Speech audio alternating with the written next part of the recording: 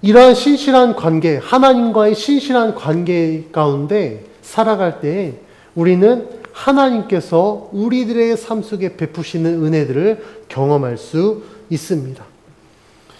한나는 하나밖에 없는 아들이지만 그의 평생을 여호와께 드리는 일을 기쁨으로 감당했습니다. 그러니까 사무엘을 여호와께 드리는 것에 있어서 주저하지 않고 기쁨으로 사무엘을 드렸습니다. 한나가 이렇게 할 수 있었던 이유에 대해서 오늘 본문은 하나님께 한나가 기도하는 기도의 내용을 기록한 것인데 1절 말씀을 다 같이 한번 봉독해 봅니다. 시작. 한나가 기도하여 이르되 내 마음이 여호와로 말미암아 즐거워하며 내 뿔이 여호와로 말미암아 높아졌으며 내 입이 내 원수들을 향하여 크게 열렸으니 이는 내가 주의 구원으로 말미암아 기뻐함이니이다. 아멘. 한나의 기도에서 알 수 있는 중요한 사실은 그의 모든 고백이 여호와로 말미암아였다라는 사실입니다. 방금 봉독과 1절에서 한나는 여호와로 말미암아 즐거워하고 여호와로 말미암아 내 뿔이 높아졌고 내가 주의 구원으로 말미암아 기뻐한다라고 고백했습니다. 한나가 이렇게 고백할 수 있었던 이유는 한나의 삶에 여호와 하나님께서 주인이 되셨기 때문에, 그리고 한나는 그 주인 되신 하나님을 인정해 드렸기 때문에 이렇게 고백할 수 있었던 겁니다. 하나님으로 인한 고통과 괴로움 속에서도 한나는요, 하나님의 주권을 포기하지 않았습니다. 부정하지 않았어요. 오히려 그 괴로운 상황들 속에 더 하나님 앞에 기도하였고 더 하나님을 믿어드렸습니다. 한나가 지금 살고 있는 이 시대적 상황이 어떤 상황이었다고 말씀드렸죠? 여호와를 왕으로 인정 안 했습니다. 그래서 그들은 정치적인 왕을 요구하는 이 시대적 상황 가운데서도 한나는 여호와 하나님을 자신의 삶의 왕으로 인정해드리고 그 하나님을 믿어드렸습니다. 하나님의 주권을 인정하는 삶, 그 왕권을 신뢰하는 삶을 살았던 한나였기 때문에 이런 고백들이 가능했던 거예요. 그러니까 모든 것이 다 여호와로 말미암은 것입니다 라고 고백하는 겁니다.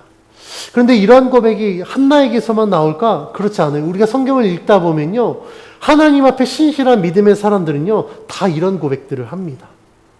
그런데 그들이 처한 상황이 정말 하나님께서 베푸시는 은혜 가운데 이런 고백이 나오느냐? 그렇지 않아요. 한나와 같이 괴로운 상황이지만 그 괴로운 상황 가운데서도 하나님을 놓지 않았기 때문에, 그 하나님의 왕 되심을 그들이 신뢰하였기 때문에 이런 고백들이 나옵니다. 한나와 같은 고백을 했던 대표적인 예가 하박국 선지자인데, 하박국 선지자는 하박국 3장 17절 18절에서 이렇게 고백합니다. 비록 무화과 나무가 무성하지 못하고 포도나무에 열매가 없고 감람나무에 소출이 없고 밭에 먹을 것이 없으며 우리의 양이 없고 외양간에 소가 없을지라도 나는 여호와로 말미암아 즐거워하고 나의 구원의 하나님으로 말미암아 기뻐하겠다라고 고백합니다. 아무것도 없어도 어떻게 해요? 여호와로 말미암아 기뻐하겠다라고 고백합니다.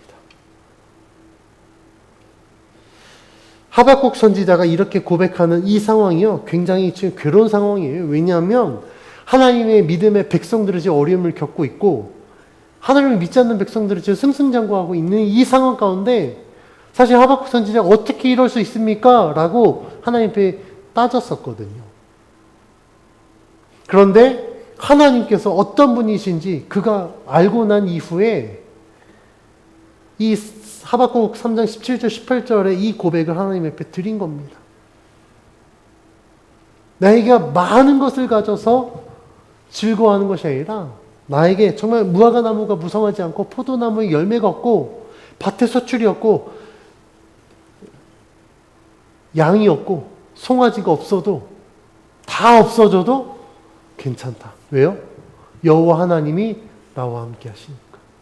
그 하나님이 나의 하나님 되시고 그 하나님이 나의 왕 되셔서 나를 인도하시기 때문에 나는 여호와로 말미암아 즐거워하고 기뻐할 수 있다라고 고백한 겁니다.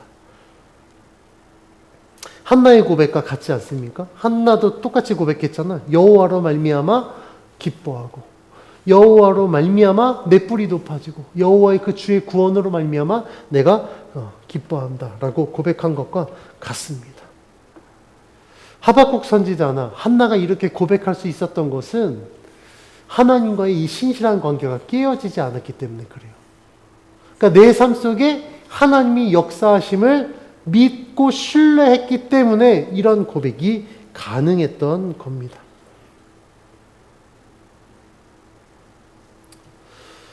그래서 믿음의 사람은요, 어떤 상황 가운데서도 좌절하거나 낙심하지 않습니다. 자신의 삶을 포기하지 않습니다. 왜냐하면 우리의 삶의 모든 것은 다 하나님이 분명하신 뜻이 있기 때문에, 하나님의 뜻이 있다라는 건 하나님의 인도하심이 있다라는 것을 의미합니다.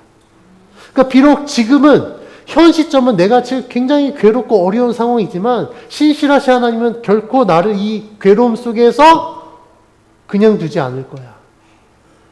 지금은 괴로운 상황이지만 내가 믿음으로 하나님 앞에 맡겨드리면 하나님은 이 모든 괴로움을 극복하게 하셔서 나에게 크신 은혜를 주실 거야 라는 그 믿음이 있기 때문에 이런 고백이 가능한 겁니다. 그래서 우리에게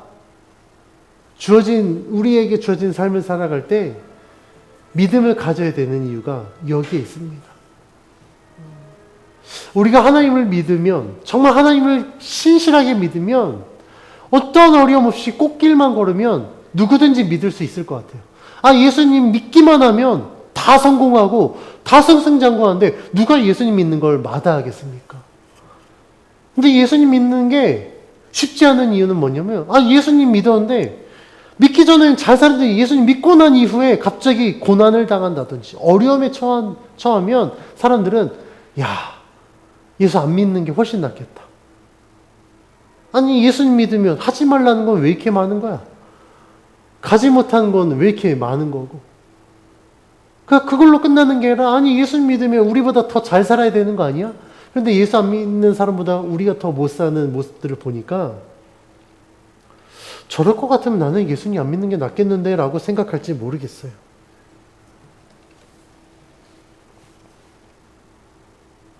그런데 우리가 믿음을 저버리지 않고 하나님을 신뢰하면요, 그 괴로운 상황 가운데 우리가 믿음으로 극복하고 이겨내는 그걸 통하여서 복음의 능력이 나타나게 되는 겁니다. 세상의 방법으로는 이게 설명될 수 없는 것들이 하나님의 방법으로 해결되어지는 것들을 보면서 복음의 능력, 하나님의 살아계신 하나님의 역사하심을 세상이 알게 되는 거예요. 그런데 믿음이 없거나 믿음이 약한 자들은요, 이런 상황 가운데 그냥 넘어지고 주저앉아 버립니다. 왜냐하면 그 어려운 상황 가운데 역사하시는 하나님을 바라보는 것이 아니라 지금 나에게 괴로움이 되고 나에게 어려움을 주는 이 상황을 바라보기 때문에 그래요. 믿음이 연약한 자는 분명히 그 상황을 바라보게 됩니다. 그러면 이 어려움에 처해 있는, 내가 하나님을 믿는다라고 고백했고 하나님 나와 함께 하신다라고 약속하셨는데 내가 이 어려움을 겪게 되면 하나님이 지금 나와 함께 하시지 않는 건가? 아니면 하나님의 능력이 부족한 건가? 라고 하나님을 의심하게 됩니다. 우리가 하나님을 바라보지 않고 그 문제 상황을 바라보게 되면 가장 큰 문제가 뭔지 아십니까? 답이 안 나온다라는 거예요. 탈출구가 보이지 않는다라는 거예요. 제 주변에도 믿지 않는 자들을 보니까 탈출구가 보이지 않는 삶의 구렁텅이에 빠져버리니까 삶을 포기해버리더라고요. 그러니까 막 살더라고요. 재정적으로 어려움이 있으면 제 생각에는 열심히 살아서 열심히 빚을 갖고 하면 되는데 그냥 되는 대로 살더라고요. 신용불량자가 되고,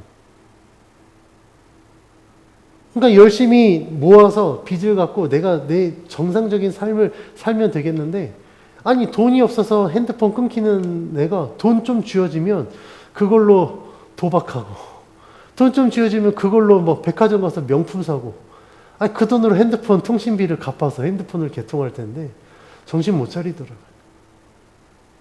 그러니까 또 주변 사람들한테 또 빚지고 계속 빚은 불어나고. 알코올 중독자들도 보니까 아니 이걸 끊어서 건강을 회복해야 되는데 알코올 중독 때문에 간이 망가져서 정말 이제 더 이상 병원에서 더 이상 술 먹으면 안 된다고 이야기하는데 죽기 전까지 술 마시다 죽더라고요. 왜 그런가 봤더니 그들의 생각에 탈출구가 보이지 않으니까 어차피 내 인생은 끝났어. 어차피 회생 불가능해. 그러니까 그냥 포기하고 막 살아버리더라고요. 그런데 우리가 예수님을 믿는다고 하지만 그 믿음이 약한 자들도 똑같더라고요. 어려운 상황에 처해지면 그 상황 가운데 내가 이것을 이겨내고 극복하기 위해서 하나님을 믿는 게 아니라 그 상황을 보니까 거기에서 그냥 좌절해버리는 거예요. 낙심해버리는 거예요. 탈출구가 보이지 않거든요. 당연히 안 보이겠죠. 왜냐하면 눈이 가려졌으니까. 그런데 그렇다 보니 어떻게 되냐. 불안감에 사로잡힙니다. 그러니까 좌절하고 낙심해버려요. 그래서 이런 상황 가운데 그들이 내린 결론은 하나님 안 믿는 게 낫겠다. 하나님보다 현실적인 대안을 찾아야겠다라고 판단하고 하나님을 떠나버립니다. 세상 가운데 나아갑니다. 그런데 우리가 여기서 분명히 기억해야 될 사실이 있습니다. 왜 어려움에 처해 있을까? 왜 이런 괴로운 상황 가운데 놓여져 있을까?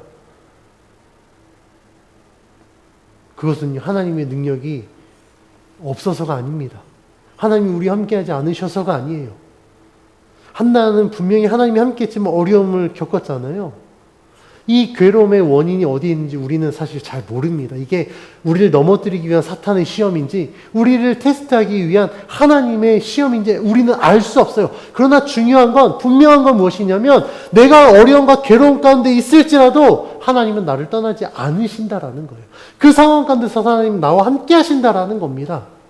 그러면 우리는 그 하나님을 의지하여서 아무리 괴로운 상황 가운데 있을지라도 하나님을 믿어드려야 된다는 거예요. 근데 이게 쉽지 않아요. 어렵습니다. 왜요? 당장 어려운 상황에 놓여지면 그 상황을 바라볼 수밖에 없는 게 우리 인간의 연약함이에요. 그리고 인간의 본성입니다. 내가 지금 죽게 생겼는데 어떻게 하나님을 바라볼 수 있겠습니까? 목회자인 저도요.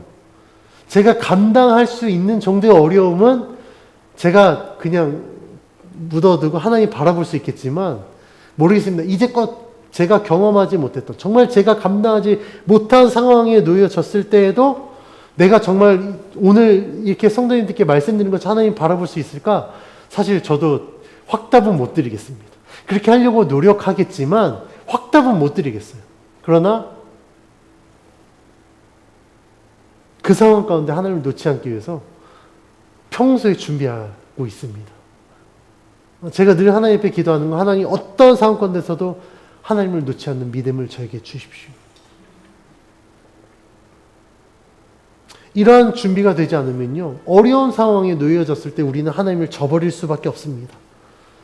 그러니까 나의 믿음 없음 때문에 계속해서 어려운 상황이 더해지는데 우리는 하나님을 원망하게 되고 하나님의 능력을 의심하게 된다는 거예요.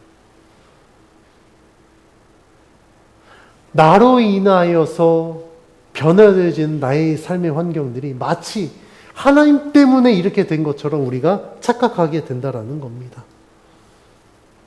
그런데 오늘 본문은요. 한나의 이 기도를 통하여서 왜 우리가 믿음을 가져야 되는지에 대해서 말씀하고 있어요. 한나가 출산하지 못하는 괴로운 상황 뭐 때문입니까? 여호와께서 그를 임신하지 못하게 하셨어요. 하나님 때문이었어요. 그럼에도 불구하고 한나가 어떻게 했습니까? 그 결혼 상황을 하나님 옆에 기도했습니다. 하나님 원망하지 않았어요.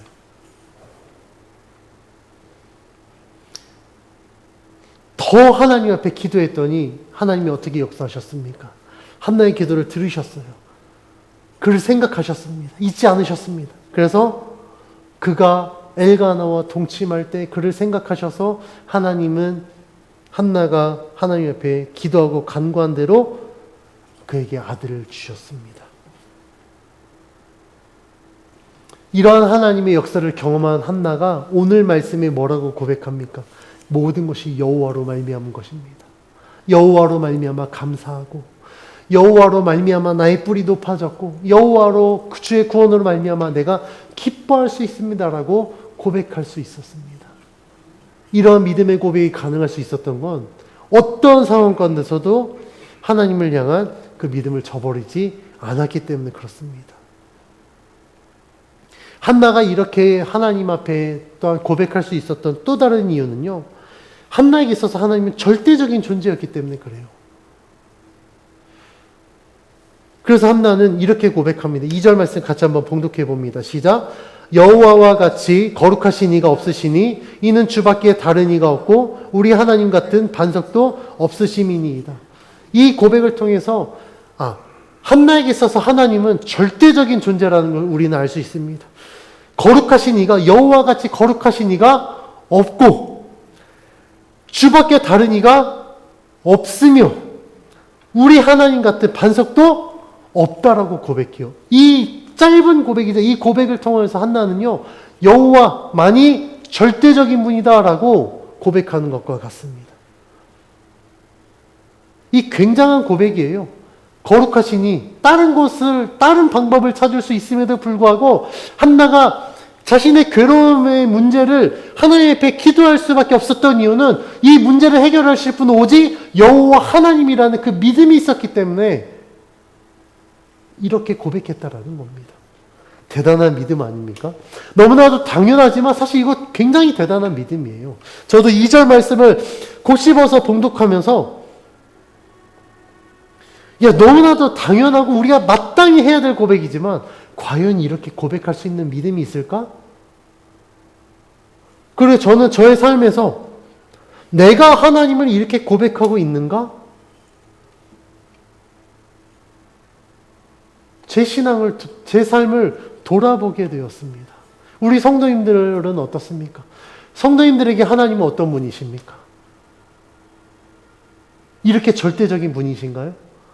여호와 하나님 외에는 거룩하신 이가 없고 다른 이가 없으며 반석이 없다라고 여러분들 그렇게 하나님께 대하여 고백하고 있으십니까? 이 고백이요 굉장히 중요합니다.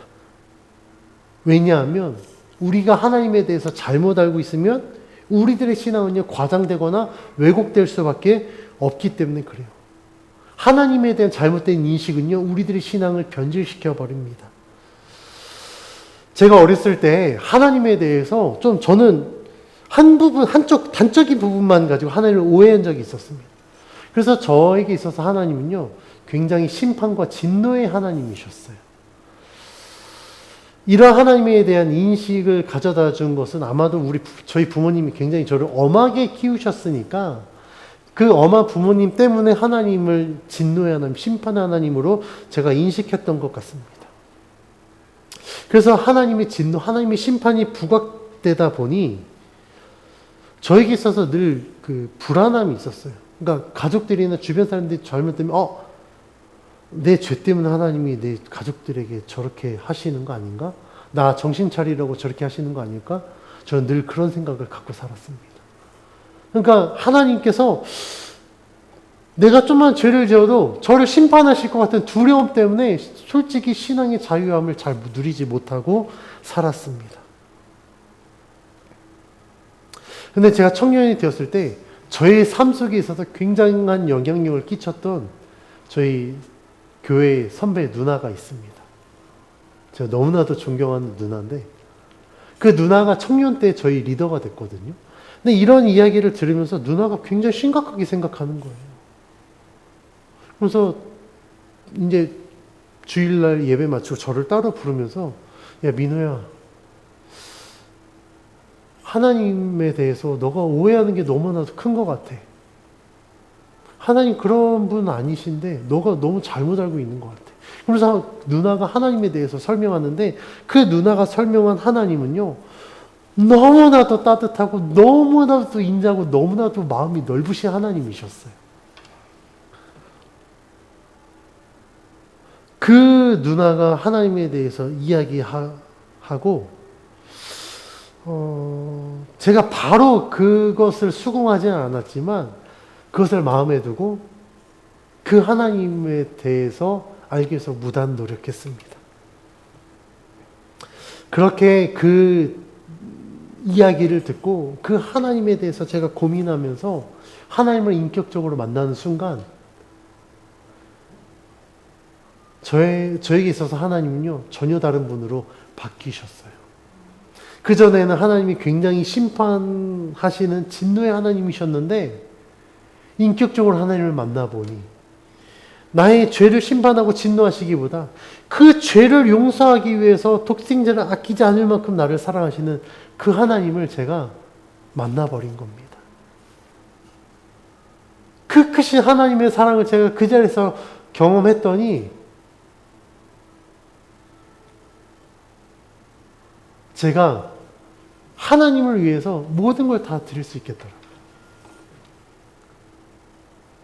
하나님의 그 크신 사랑이 저를 덮어주시는 순간, 아, 이게 진짜 하나님이셨구나.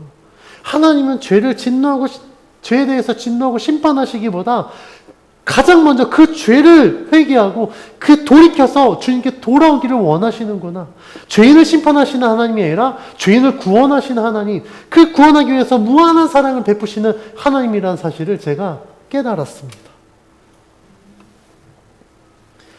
그렇게 하나님을 만나고 났더니 예레미야 선지자가 고백한 그 하나님에 대한 고백이 제 삶의 고백이 되었습니다.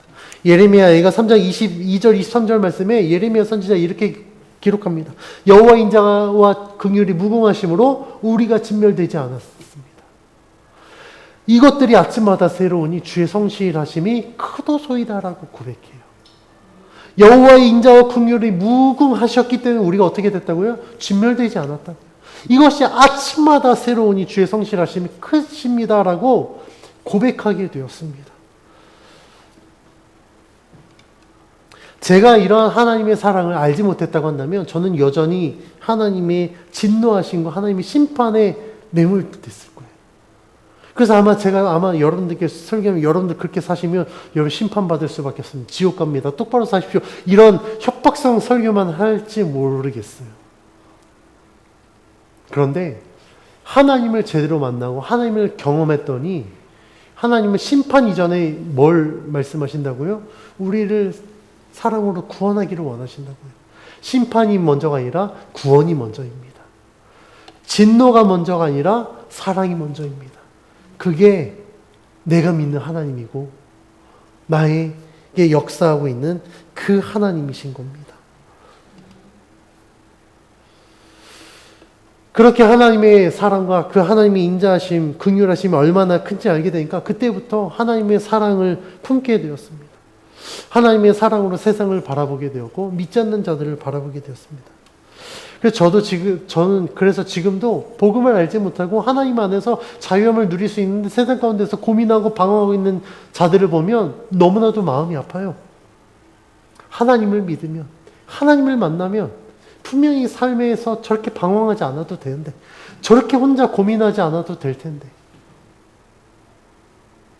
그래서 저는 제 주변의 사람들에게 계속해서 하나님에 대해서 이야기합니다.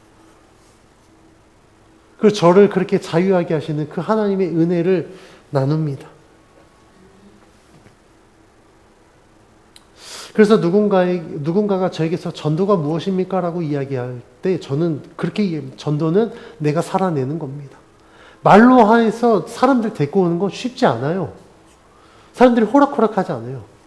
그리고 이미 여러 번 속아봤기 때문에 뭐 교회에 오라 그러면 오지 않습니다. 그런데요, 말로 하는 게 아니라 내가 삶으로 보여주면 그들이 먼저 나에게 와서 복음에 대해서 물어봅니다. 하나님에 대해서 물어봅니다.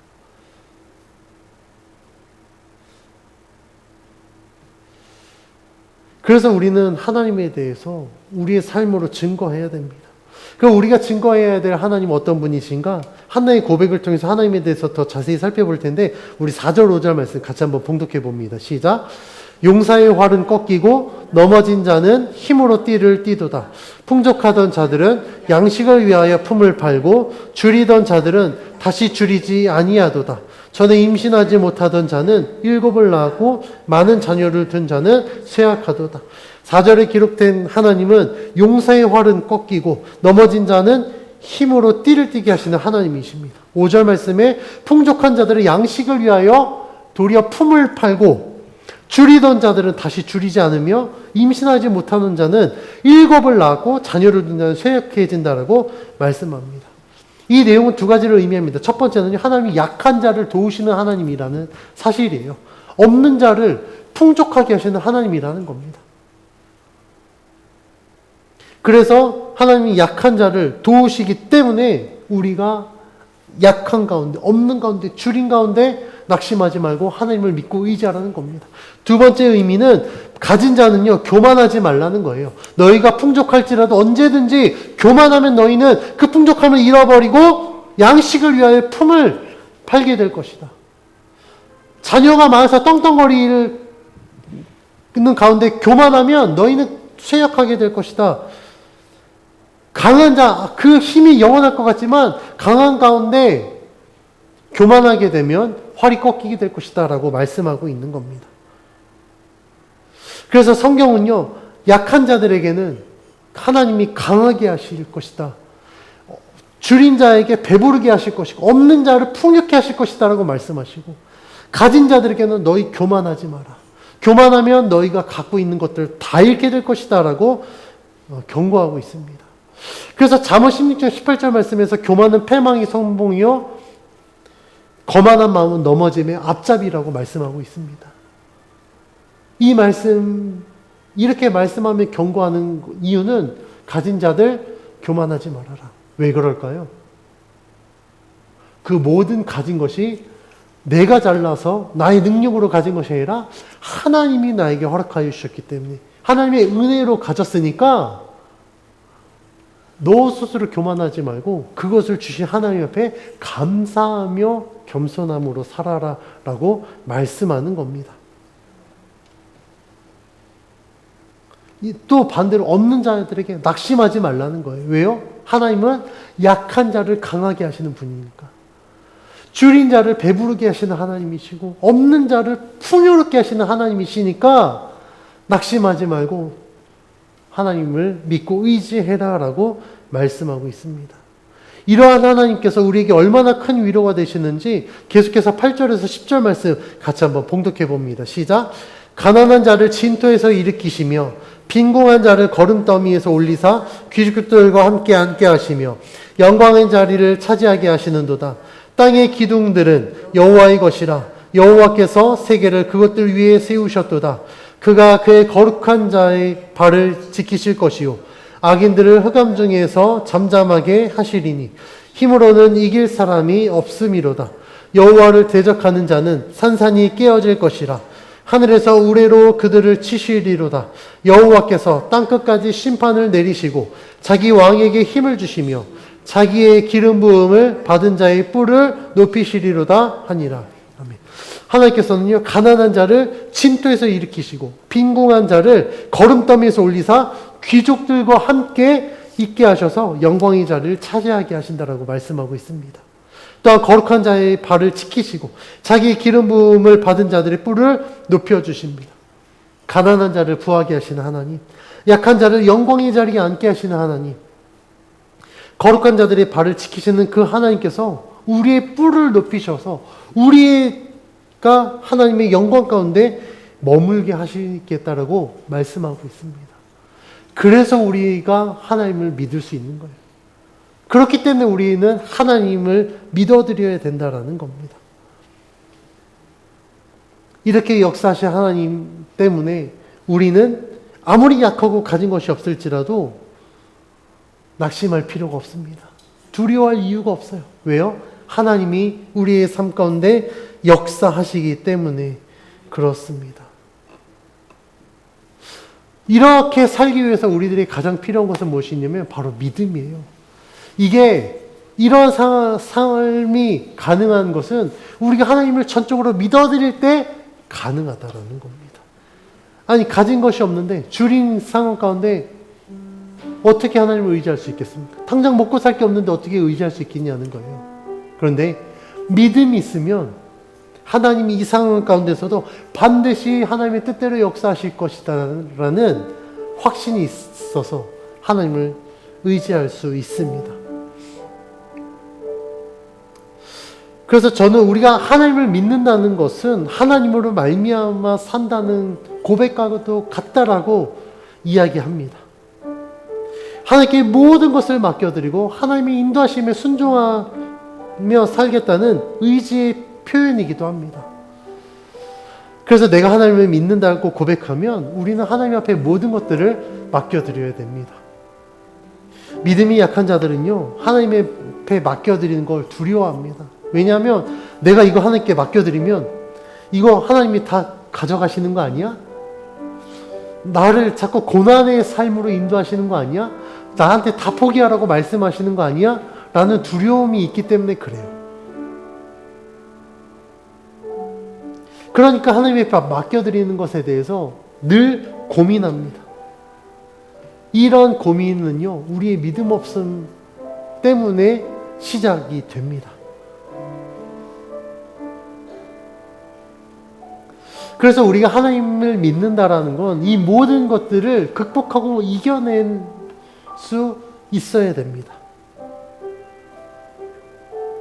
믿음의 사람은 하나님 앞에 맡겨드리는 것에 대해서 두려워하지 않습니다. 완전하신 하나님 앞에 나의 삶의 모든 것들을 맡겨드리면 하나님은 선한 길로 인도해 주실 것을 믿습니다. 그리고 여호와로 말미암아 살기로 결단합니다. 그러면 하나님께서는 우리의 기도를 들으시고 우리가 믿음으로 맡겨드린 대로 우리의 삶 속에 역사해 주십니다. 한나가 여호와로 말미암아 기뻐하고 감사했던 것처럼 우리의 삶에서도 여호와로 말미암아 기뻐하고 감사할 수 있도록 하나님이 역사해 주십니다. 우리의 믿음은 하나님으로 말미암아 살아갈 때 완성됩니다. 약한 자를 강하게 하시는 하나님, 줄인 자를 배부르게 하시는 하나님, 없는 자를 풍요롭게 하시는 그 하나님을 우리가 믿고 신뢰할 때 하나님은 역사해 주실 줄 믿습니다. 우리의 삶이 여호와로 말미암아 기뻐하고 감사하는 삶이 되기를 주의 이름으로 축원합니다. 이러한 삶을 살기 위해서 믿음이 있어야 됩니다. 여러분들 하나님 앞에 맡겨드린 것이 두려우십니까? 하나님 앞에 기도하십시오. 하나님, 주님 앞에 맡겨드릴 수 있는 믿음을 나에게 허락하여 주십시오. 그래서 한나가 고백한 것처럼 내 삶이 여호와로 말미암아 기뻐하고 감사하는 믿음의 삶이 될 수 있도록 인도해달라고 기도하십시오. 그러면 하나님께서 맡겨드릴 수 있는 믿음을 주실 줄 믿습니다. 그리고 우리의 믿음대로 역사해 주실 줄 믿습니다.